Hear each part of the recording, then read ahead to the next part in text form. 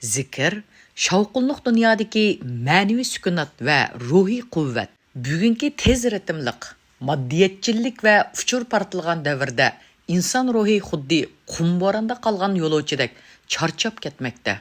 Biz doim sirtqi dunyoning ehtiyojini qondirish bilan ovora bo'lib, ichki dunyoimizning tiniq elishini unutib qoldik. Zikr dal mushu shavqin ichidagi amonliq orli, mingidagi qalaymaqanchiliklarni tozlaydigan ma'naviy yumshoq detal va ojizlashgan ruhimizga tok qachalaydigan ilohiy energiya manbasidir.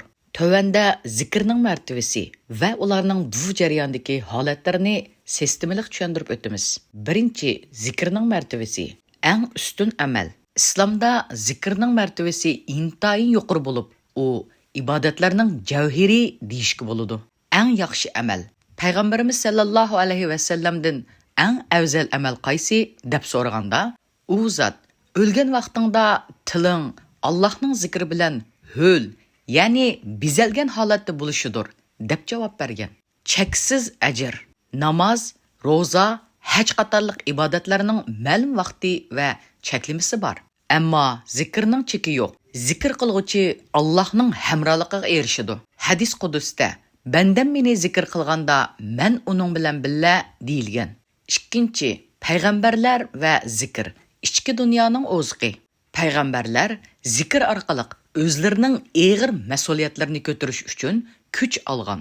Musa alayhisalom Fir'avnga qarshi turishga borganda, Alloh uningga va akisiga "Meni zikr qilishdan bo'shib qolmanglar" deb buyurgan.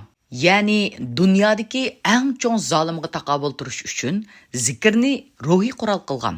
Yunus alayhisalom beliqning qo'rsqida qolganda faqat zikr va tasbih orqali qutulgan. Payg'ambarimiz sallallohu alayhi va sallam zikrni hayotlik bilan mamatlikning chek-chegarasiga o'xshatgan. Allohni zikr qilgan odam bilan zikr qilmaydigan odamning misoli tirik bilan o'likning misoliga o'xshaydi. Ya'ni zikrsiz bir badan garchi dam elayotgan bo'lsa-mu, ruhiy jihatdan qurib ketgan bo'ladi. Zikr insonni ma'naviy o'limdan saqlaydi. 3. Sahobalarning e'tiqod va zikr hayoti. Sahobilar va solihlar kunlab zikr bilan mashg'ul bo'ladi. Ammo ularning uslubi tafakkur bilan zikr birlashgan bo'ladi. Xilvat va e'tiqod. Ular faqat Ramazonda emas, balki qalbi dunyo g'amlari bilan charchaganda masjidning bir bulonga o'tib ketadi. Ular zikrni son uchun emas, balki qalbini Allohga bog'lash uchun qiladi. Kunlab davomlashtirish. Ba'zi sahobalar, ya'ni Abu Hurayra raziyallohu anhu kuniga 12 ming qitim tasbih etishni o'ziga vazifa qilgan. Bu ular uchun arg'unliq emas, balki bir xil ma'naviy lazzat edi. Ular zikr qilganda xuddi qushlar tep-tinish o'ltirgandek butun vujudi bilan berilib ketadi. Ularning zikri tildan qalbga, qalbdan butun harakatiga singib ketgan bo'ladi. 4. Hozirgi insonlar uchun bir sir. Burunqilarning kunlab zikr qilishidagi sir. Ular maqsadini jazm qilganda, hozirgi psixika tilida aytganda, bu bir xil yuqori darajalik diqqat markazlashtirish holatidir. Sahobilar zikr qilganda dunyodan butunlay uzilatdi. Bu ularga besimdan xoli bo'lish, ishki tinchlik va qo'rqmaslik sifatini ato qiladi. Hozirgi zamon kishilari haddidan ziyoda o'ylanish kasaliga giribdor. Zikr diqqatni bir nuqtaga, ya'ni Allohga markazlashtirish orqali mingini chacharang'ulikdan qutqizadi. Suratlik va ritmlik aytilgan zikrlar yurak so'qishini turaqlashtirib, nervlarni bo'shashtiradi. Martaba bo'yicha zikr bosqichlari. 1. Til zikri. Tilda so'zlarni takrorlash. Eng to'van daraja. 2. Qalb zikri. Aytgan so'zning ma'nosini his qilish. 3. Hol zikri. Allohning nazorat qilib turayotganligini sezib, har bir harakatda Allohni aslash. Eng yuqori martaba. Burunqilar mana mushu 3-darajaga yetganligi uchun ularning tilidagi subhanalloh degan bir so'z minglagan kishilarning qalbini titratadi. Bugungi insonlar uchun nemishqa muhim? Biz uchur partilgan, maddiyatchilik avj olgan bir davrda yashayapmiz. Qalbimiz doim qo'rqinch va to'ymaydigan holatda. Zikr bo'lsa ma'naviy bir süzgüchdir. U ichki dunyomizdagi g'avg'alarni süzib tashlab, bizga asli maqsadimizni eslatadi. Bugungi kunda bizga kelayotgan uchurlar bak ko'p. Mingimiz xuddi to'lib ketgan bir kompyuterdek ketib qolyotidi. Qayta ansirash, nerva ojizlik va ko'ngil g'ashlari. Dunyo o'zgarib turdi. Iqtisod, salomatlik va munosabatlar turaqsiz. Hozirgi ahvol kelgusidan qo'rqish, yolg'izlik his qilish. Har vaqt zikr bilan mashg'ul bo'lgan kishining dunyoning bo'ron chopqinlari uning ichki dunyosini vayron qilolmaydi. Bu bir xil ma'naviy bexatarlik signalidir. Zikr faqat namozdan keyinla o'qiladigan ish emas, u bir hayotlik uslubi. Burunqi payg'ambarlar va sahobiylar zikr bilan shuncha kuchli bo'lganki, ular dunyoning qiyinchiliklariga kuchilib turib yuzinatdi. Chunki ularning qalbida doimlik bir tinchlik orili bor edi. Bugungi bizning davrda zikr qilish bizni tuvandagidek yuksaklikka boshlaydi. Birinchi, diqqat markazi chachirong'i turmushdan maqsadlik turmushga. Ikkinchi, xushallik manbasi moddiyatga tayangan xushallikdan ma'naviy qanoatga.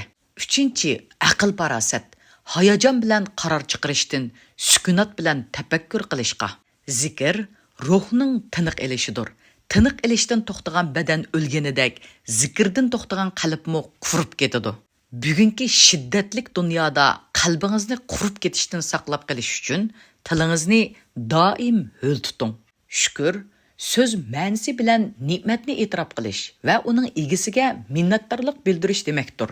Ammo bugungi zamon psixikasi va ma'naviyat tilida aytganda shukr xushallikni sijillashtirish texnikasi va barliqqa fokuslanish san'atidir. Tövəndə şükrning mohiyatini har qaysi jihatlardan analiz qilib o'tamiz. Birinchi, Qur'on Karimdagi shukr ko'payish qonuniyati. Qur'on Karim shukrni bir xil matematikalik formula sifatida o'ttirib qo'ydi. Agar shukr qilsanglar, albatta sizlarga ne'matni ziyoda qilib beraman. Sura Ibrohim 7-oyat. Bu oyat bizga shuni o'rgatadiki, shukr ne'matning sug'urtisidir. Ne'mat shukr bilan bog'lanib turadi. Shukr bo'lgan yerda taraqqiyot va barakat bo'ladi. Ikkinchi, hadis sharifdagi shukr insoniy va ilohiy munosabat. Payg'ambar alayhisalom shukrning ijtimoiy hayotdagi ahamiyatini shundoq bayon qilgan. İnsanlarga shukr minnatdorlik qilmagan kishi Allohga shukr qilmaydi. Bu hadis hozirgi zamon kishilari uchun intayin muhim bir prinsip. Shukr faqat namozdala o'tirib o'qiydigan so'z emas, balki atrofimizdagi kishilarning yaxshiligini qadrlayotganligimizdir. Shukr qilishni odatga aylantirgan kishilarning uyqu sifati yaxshi bo'ladi. Besimga taqobil turish iqtidori yuqori bo'ladi. 4-chi, shukrning martabalari 3 bosqich.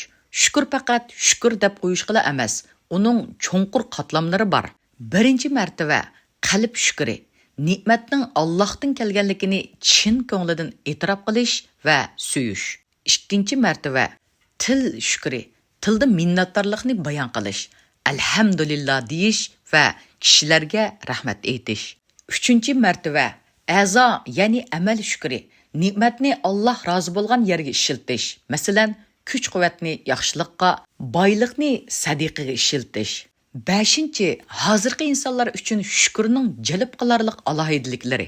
Bugungi kunda kishilar doim texmi ko'p, texmi tez, texmi yaxshi degan selishtirish ichida yashab, borning qadrini yo'qotmoqda. Shukrning zamonaviy jalbkorligi shuki, u bir uyg'unish tuyg'usi, dunyoning qo'g'ilishidan chachirganda. Shukr sizga, menda bar bo'lganlar kifoya degan xotirjamlikni bildiradi. U bir manfiy energiya suzguchi, atrofimizdagi noli faryod va noroziliklar ichida shukr sizni musbit tutadi.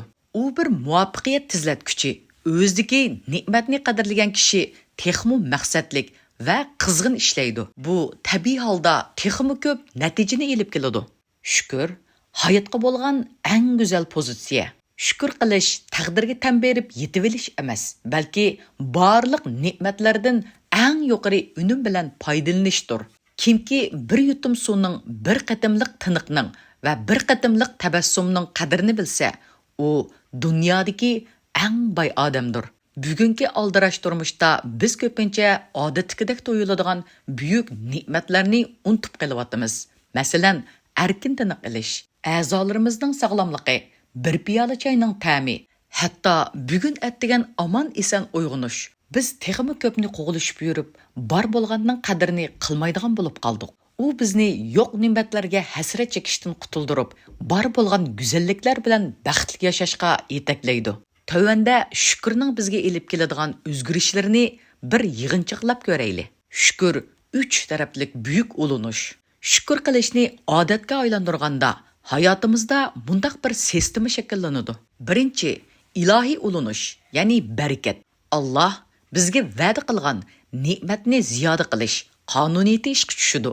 Siz qadrlagan har bir ne'mat texmi ko'payadi. Ikkinchi, psixikalik ulunish, ya'ni tinchlik. Menіңіз kamchillik fokusidan qutulib, tuyunish fokusiga o'tadi. Bu sizni zamonaviy davrning kesili bo'lgan hasrat va hasaddan saqlaydi. Uchinchi, ijtimoiy ulunish, ya'ni muhabbat. Atrofing'izdagi kishilarga minnatdorlik bilan qarg'aningizda munosabatlaringiz mehr muhabbat bilan sug'uriladi. Shukrning oltin qoidasi: shukr qilish ko'zi ochiq turib tush ko'rish emas, balki ko'zimizni ichib haqiqatni ko'rishdir. Bizning hayotimizda kam bo'layotgani ne'mat emas, balki shu ne'matni ko'radigan shukr ko'zidir. Zikr bilan tilimizni, shukr bilan qalbimizni bezisak, biz uchun dunyo bir jannatga aylanadi. Hozirgi zamonning sur'ati sizni aldiratsimi, lekin shukr sizni o'z o'rningizda mustahkam va baxtli tutib turadi.